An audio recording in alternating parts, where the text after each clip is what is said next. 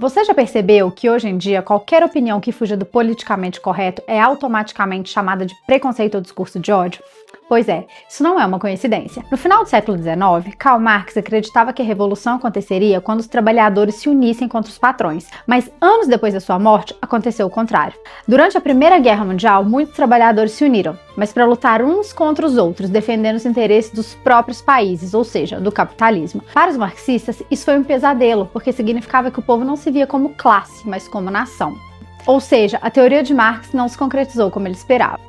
Foi aí que dois pensadores, Gramsci na Itália e Lukács na Hungria, começaram a tentar entender o que deu errado. A pergunta deles era: quem alienou os proletários? A resposta para eles estava na cultura. Eles acreditavam que os trabalhadores não se revoltavam porque estavam presos aos valores dominantes, a família, as tradições, a moral vigente. Por isso, segundo eles, a revolução só tinha dado certo na Rússia porque a Rússia tinha características do Ocidente. Nesse contexto, em 1923, surge na Alemanha o Instituto de Pesquisa Social, a famosa Escola de Frankfurt.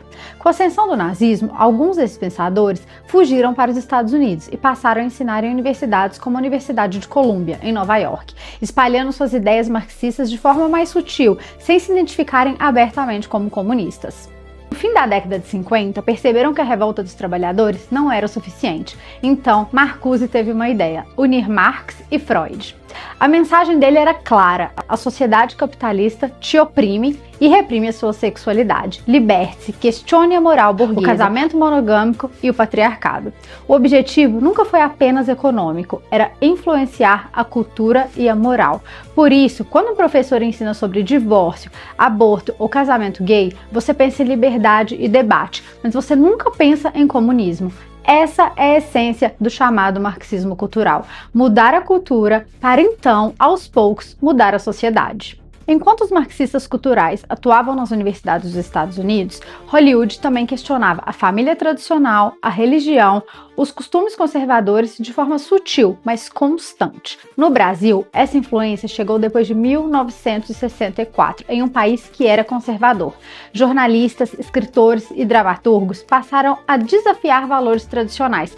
Alguns foram apoiados por empresários e governos, que viam nisso uma forma de liberdade de expressão. Nas universidades, o espaço para o debate cresceu e o marxismo cultural começou a se enraizar sem que a maioria percebesse que isso estava acontecendo.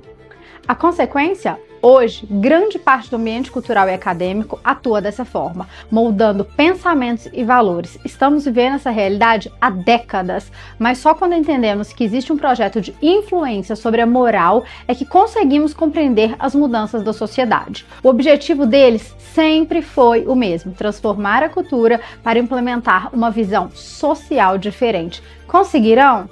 Não sabemos, mas quem controla a cultura também influencia o que você pode ou não pensar, e entender isso é o primeiro passo para reagir.